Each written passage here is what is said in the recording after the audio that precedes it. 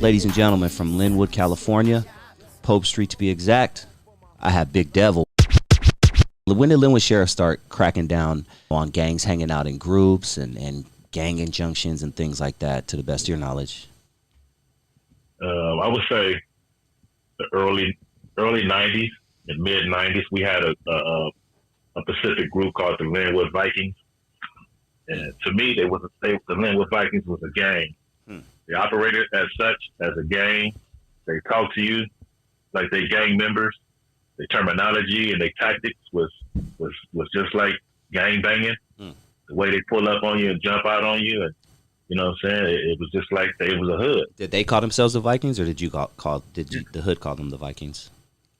They called themselves the Vikings. They had tattoos. What? They had tattoos on their legs, arms. It's on the internet. You can Google Lynwood Vikings. I'm gonna definitely check that out after the show. Yeah, they was a straight gang, and they had a special task force assigned just to us, and they used to always tell us, you know, it was probably about 9 to 11 of them, and we would never see no other sheriffs with just those 9 to 11 Pacific officers, gang units, OSS. We called them hop out boys because every time they hit the corner, they hit the corner with their doors open, you know. And they wasn't tripping off of weed, you know. They wasn't tripping off 2 or 3 rocks of cocaine. You know, they didn't even care. They could roll by and see you writing on the wall. They don't give a shit about that. But guns and homicides and robberies and anything that could get you sent up for life, that's where they was coming knocking on your door. Well, I wouldn't even say knocking on your door. They was kicking your door up with no search warrant or nothing. They come right up in your house. You know, my cousin was shot and killed by a Viking. Damn. You know what I mean? He ran. They thought he had a gun. They shot him 4 or 5 times in the back. You know. Wow. They killed a couple people in Lynwood. They wasn't the only one. They was killing people until, you know, one of their fellow Vikings was killed too. So it was like we was warring with different gangs. And we was warring with the police at the same time. They tactics, you know. Don't get caught by them late night when you by yourself. Damn. You know, or, you know, they put guns on you. If they already knew who you was. See, back then, like I say, they did their homework. So they studied cases, they studied names, rumors, stuff like that. So they knew who the shooters was, they knew who the fighters were, and they was targeting all the main people from these different gangs in the city.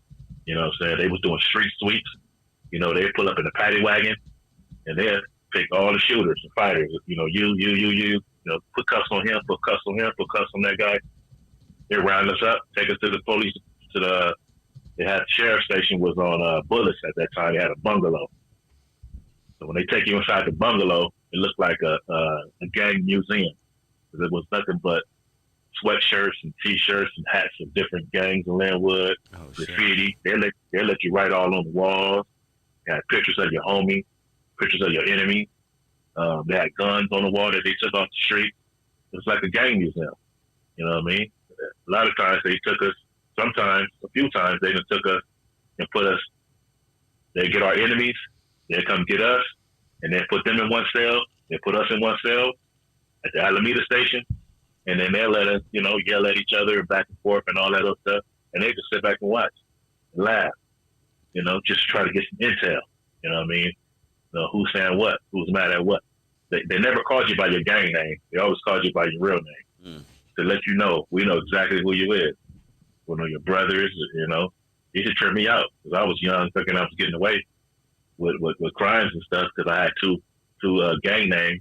All my homies, we always had 2 gang names. We always tell them, never give the police your real gang name. Give them your alias. What? So that way, when the police is looking for Young Q, my alias was Young Q, but my gang name was Devil. The other gang members. So when the police get me, they say, what they call you? They call me Young Q. So how they take a picture of me now, I'm documented as Young Q. But when I go commit a crime, and somebody know me, they go tell the police that Young Q did it. You know what I mean? I take that back. When I go commit a crime, they say Devil did it. So they don't know who Devil is. So they was tripping them out. Like, you know, we're looking for this guy named Devil. You know, we got a description of him, but he describes just like this guy, Young Q. you know, and a couple other homies they was looking for, you know what I mean? But they could never, figure it out until they started getting homies. Like, wait a minute, you young Q, that's who you is. To show me a picture of myself, and then they put both names, Devil and Young Q, and just like my brother, Dreamer and Nightmare, a couple other homies. So that worked for a couple of years until they figured it out. You know what I'm saying? It was always cat and mouse with them sheriffs. They wasn't no fools. They wasn't stupid. And ultimately they took us all down. They took my whole crew down. Really? Yeah. They pieced some other shit together. You know what I mean? Because there was a lot of issues going on in the city. A lot of shooting, a lot of stuff, unsolved crimes and cases going on. You know what I mean? And they say, you know what? If we can't get them with a case, we'll just put a case on them. So they did a night raid at our spot one night, and they took everybody to jail. And then the next day they went and hit everybody's house in Compton, Watts, Hawaiian Gardens, wherever you lived at, they was coming to get you. You know what I mean? So they put cases on everybody, dope case, gun case. If they came to my house and found 3 guns on me, they came to your house and find nothing, one of those guns going on you. Damn. They went to my other homeboy house, they find nothing on him. The other gun that they found, they going on him. That's how they did it. Got us all off the street. We was all in the county jail together. They came to Hawaiian Gardens and got me. Kicked my door in and said, yeah, we here because you got a Mac 11 in here. I ain't got shit. They still took me to jail and booked me for a carjack robbery that happened 6-7 months ago that somebody else did. So, I mean, they tell you, though, what you going to do when you got 35 sheriffs right there, we're going to put a case on you. And they was a gang, so they going to protect each other. You know what I'm saying? Your car outside, they don't need a search warrant to search your car. They just kick your window out. Go all up in your car, tear your whole car up. We found some cocaine right here. That ain't mine. Yes, it is. What you going to do? You had homies fighting homies. You had homies saying this dude snitched, that dude snitched, with no paperwork. You know what I mean? We all in the house together. They found, a bag of cocaine. You know what I'm saying? And they'll put it on everybody. They'll put 5-6 rocks on you. They'll spread all the dope out. But then when they get you in Alameda, the sheriffs tell you they play these games. They put you all in one cell in the felony tank down at Alameda. Put you in different cells and all that shit. They call you out 2 by 2, 1 by 1, and then they say shit like, they told me the same thing. Hey, your homeboy said that Mac 10 that we found, that's yours. And your other homeboy told me that shooting case, that crime that was committed on such and such a date at this location, he said that you did it. You were the shooter. And to me, I'm already knowing that they playing games, so I'm not saying nothing. I'm not giving no statements. I'm not saying anything. You know what I mean? But you have certain homies going in there believing it. Like, they come back to their cell, hey, God, such said that nigga, we go get that nigga. We pulled him up. Like, bro, they playing games with you. Until it's on paper that he gave a statement and he signed it. It's in the court documents. You can't believe nothing the sheriff say. So you had a lot of homies turning on homies. Whooping on them and everything behind that. Wow. False allegation. Lynwood is right next to Southgate, for anyone out there who doesn't know. It's a section in Los Angeles County, Lynwood, Southgate. Did any of your OGs or people who came before you ever tell you stories about the spook hunters by any chance? Oh, yeah. Yep. Homeboy P Dog, rest in peace. What do you know about them? Talk to us about them. For anybody who doesn't know, they were, from what I understand, and correct me if I'm wrong, they were a group of, were they white cops? White boys. Were they white? It was white. So they weren't. White boys. They were white boys. Okay, tell the story. Talk to me about the spook hunters. The spook hunters that came out in 1940, I think it was. It was in Southgate, Downey, and then back then before the sheriff's came, it was just Lynwood police, and they were all white, and they was racist. You know what I mean? And they used to go around attacking black kids, and they would go all the way up to Alameda, attacking all the black kids and everything, and robbing them and jacking them and stuff like that. You know what I mean? So they come back home, all beat up and shit. You know what I mean? And then, that's all he told me about them. And that's why they started gangs right there in Lynwood, to protect the community. You know what I mean? Because he moved over there and think in like 65, 66. And our hood got started in 1975. He was one of the co-founders. So, you know, school corners was around. Do you know who some of the earlier Lynwood gangs were, even before your set came along? When we were one of the oldest gangs in Lynwood. Okay, so 75, right? You said. Yeah, we got 75. Even like the Latino, even like the Hispanic gangs.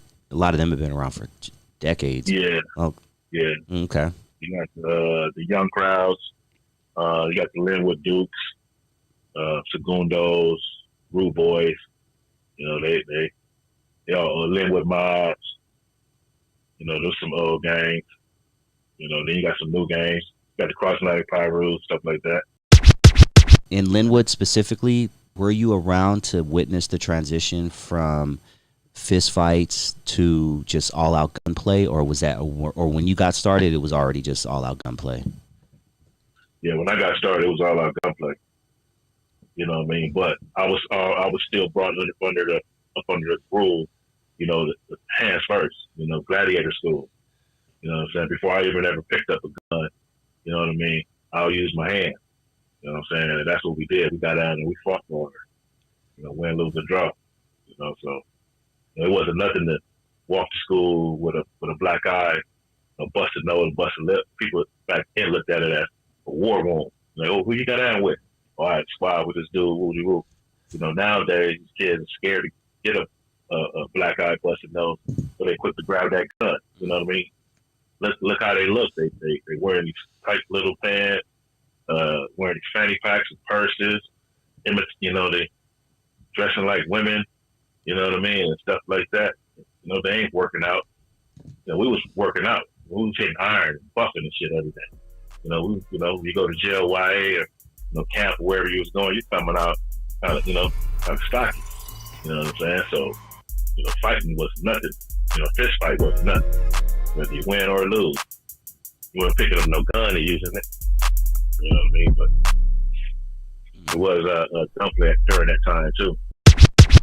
It's hot in the streets right now. We're going backwards. What do you think we're doing wrong, or how could we turn this around before we do get back to 94, where they have to reenact things like a 1994 crime bill?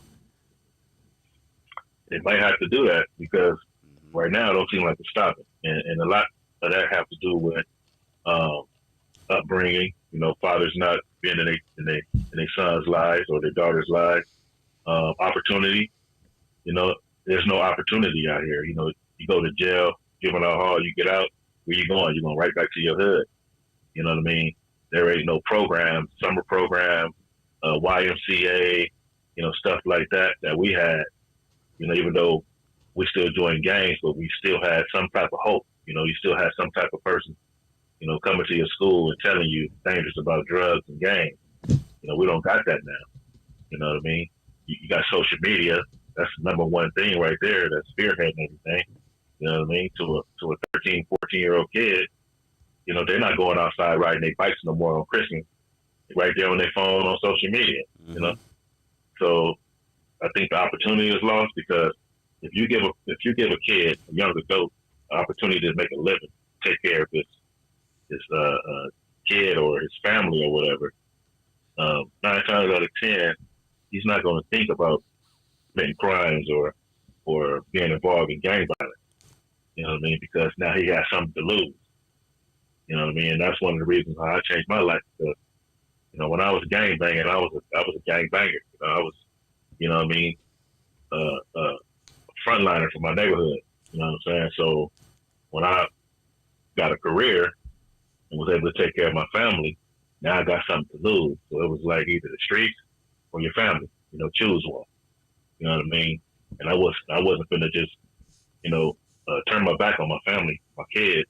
I already did that by joining the gang, so I missed a lot of their time growing up in their lives. So I had to try to get that back.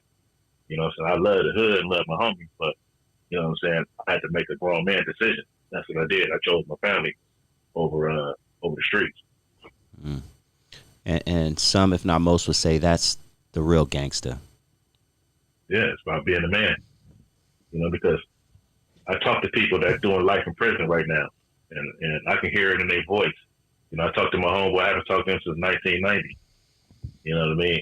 And you can hear the desperation in his voice. You know what I mean? If he can turn back the hands of time, he wouldn't did the crime that he did. A lot of those lifers that's in prison right now, they wish they could be out here on the street. You know what I mean? And the people who know they got away with something, you know what I mean?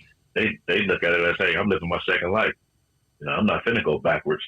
You know what I'm saying? And try to get a life sentence at 46 years old, 47 years old. Mm-hmm. Not out there in the street, I ain't banging no more. Mm-hmm. Doing something else, doing something positive with myself. And that's what we lack right now in the community. There's really not a lot of, you got a couple of outreach programs that's, helping the kids and whatever, but you need hands-on stuff, because a lot of people ain't gonna pick up no book or no pamphlet and read it. You need a person that's gonna physically grab your son, grab your nephew or your niece and pull them to the side and work with that, mentor that person. There's no mentorship no more, the community. Explain back in your day when there was a thing called discipline. Explain what would get someone, quote, DP'd. There's a lot of things. Talking to the police to get you DP'd, giving a statement to the police to get you DP'd, doing something foul in the hood, like running out on a homie. When the homie get into a fight and you turn your back and you run out on the homie, that'll get you DP'd. And not even being back then you had to be violent. I mean, if you're at war with a gang, you're not participating, and you just, quote unquote, just living a normal life while we out here in the trenches, and you coming around, snooping around, and you ain't really, active like that, you're getting DP. You know what I mean? And in my neighborhood, we had a DP crew, and I was a part of that DP crew. So, you know what I mean? We'll have meetings on homies, you know what I'm saying? And we'll take a vote, and, if you're found guilty, then, you're getting DP. And there wasn't no, like I'm seeing fights these days, they don't really look like fights. We had a lot of fighters back there. So, people really getting whooped on, broken jaws, ribs getting broke. They look like they've been in a car accident when you get finished DPing. You know what I'm saying? A lot of them ran off. A lot of homies that got DP, they never came back. You know what I'm saying? And to me back then, my philosophy was, hey, he was weak anyway. We don't need him around. If you're going to, take a DP, you know what I'm saying? And correct your situation, then we really don't need you anyway. So, DPs was vicious back in the day. Do you think that the average, former gang member suffers from some sort of PTSD from the stuff that they've seen? Oh yeah. From shootings, from getting shot, seeing their homeboys getting their heads blew off or getting shot and killed. You have nightmares about that. You know what I mean? Especially if you was out there on the front line and you was either taking fire or giving fire. It fucks with your psyche. So fireworks and bright lights and all that type of stuff.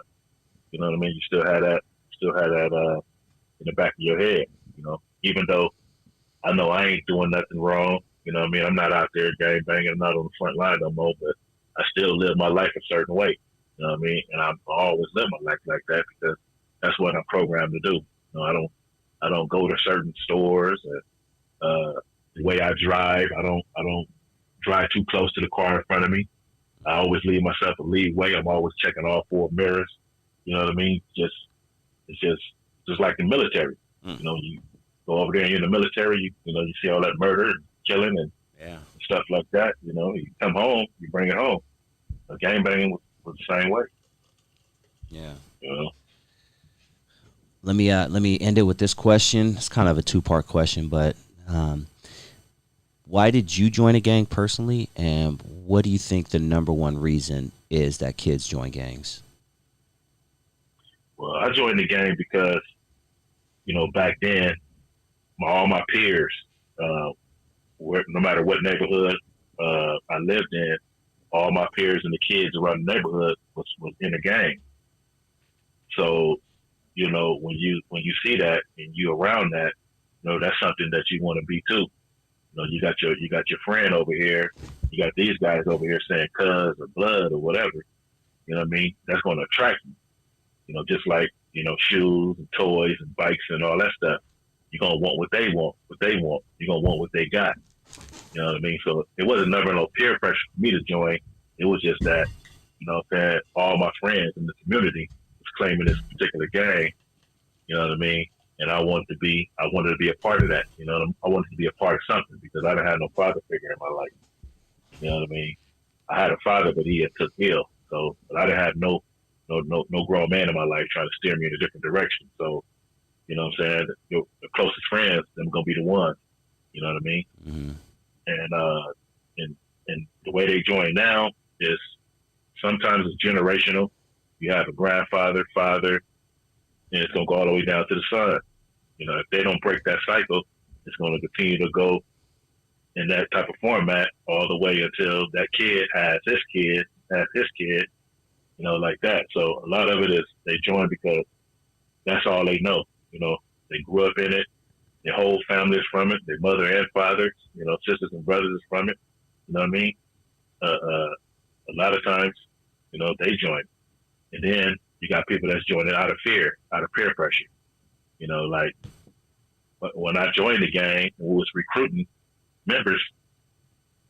We was recruiting the kids that was in my neighborhood. So we was basically pressuring them. Like, you're not going to hang down here with us unless you're going to be from here. You know what I'm saying? I can't trust you. You can't say certain things in front of you. I don't want you to be around me if you ain't from where I'm from.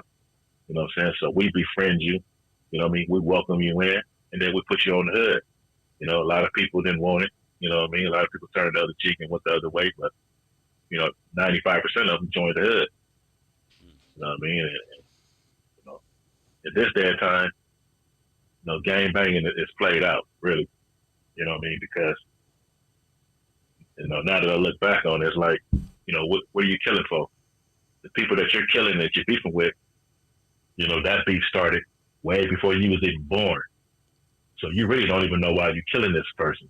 You really don't even know why you don't like that gang. Because that's not your beef. That's your big homie's beef. You just carrying that beef. So you want to die behind something that you really don't even know about. You know what I mean? Like, what you putting your life on the line for? You know what I mean? Because if you die, the G homies, a lot of them ain't gonna give a damn about you because they don't even know you.